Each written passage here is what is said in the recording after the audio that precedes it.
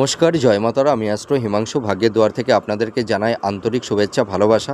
আজ আমি যে প্রেডিকশানটি করতে চলেছি, জাতকেরা হলে ডান হাতটিকে দেখুন আর জাতিকারা হলে বাঁ হাতটিকে দেখুন। এই যে আপনারা হাতে যে রেখাটিকে দেখতে পাচ্ছেন, এইটা হচ্ছে শুক্রবন্ধনী রেখা। এই যে শুক্রবন্ধনী রেখাটা মানে এই বৃহস্পতি আর শনির আঙুলের ঠিক এই মিডিল মানে এই অংশ থেকে শুরু হয়। আর এই যে এইটা হচ্ছে রবির আঙুল আর এটা বুধের আঙুল। এই দুটি আঙুলের মাঝের এই যে খাজ যে অংশটা এই পর্যন্ত চলে আসে।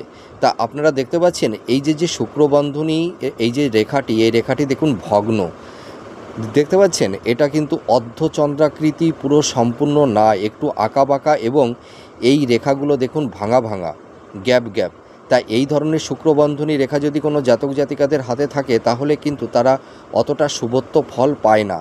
এই ধরনের শুক্রবন্ধনী রেখা যদি ভগ্ন আকৃতির থাকে, ভাঙা ভাঙা থাকে, তাহলে কি হয়, এই সব জাতক জাতিকাদের মানসিক চাপ, ডিপ্রেশন, এনজাইটি, হাইপোটেনশন এইগুলো তৈরি হয়। এদের মাইন্ডটা অনেক সময় ফ্লাকচুয়েট করে, সুইং করে। এরা সঠিক সময় সঠিক সিদ্ধান্ত নিতে পারে না, কোনো বিষয়ের প্রতি এরা কোনো কনসেন্ট্রেশনটা আনতে পারে না।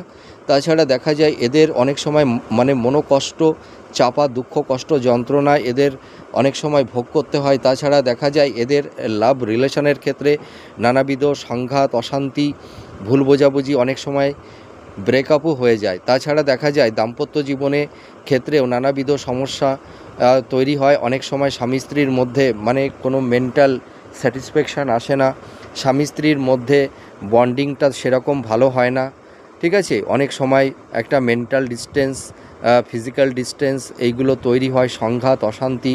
তাছাড়া দেখা যায় এই সব জাতক জাতিকাদের সাংসারিক জীবনে মানে তেমন একটা সুখ শান্তি এদের থাকে না, এবং এদের কর্মজীবনে নানাবিধ সমস্যার সম্মুখীন হতে হয়। এদের জীবনে আপস অ্যান্ড ডাউনের মধ্যে দিয়েই এদের অবতীর্ণ হতে হয়। তাছাড়া দেখা যায় এই সব জাতক জাতিকাদের মেধা, ট্যালেন্ট, প্রতিভা থাকা সত্ত্বেও এরা জীবনে সেরকম লাইফে এস্টাবলিশড হতে পারে না। এরা মানে জীবনের সেরকম স্টেবিলিটি পায় না। এই ধরনের একটা মানে একটা নেগেটিভ সিচুয়েশান, পরিবেশ পরিস্থিতি তৈরি করে দেয়। তাছাড়া দেখা যায় এই সব জাতক জাতিকাদের মধ্যে রাগ, জেদ, মানে হিংসা এইগুলো কিন্তু তৈরি হয় অনেক সময়।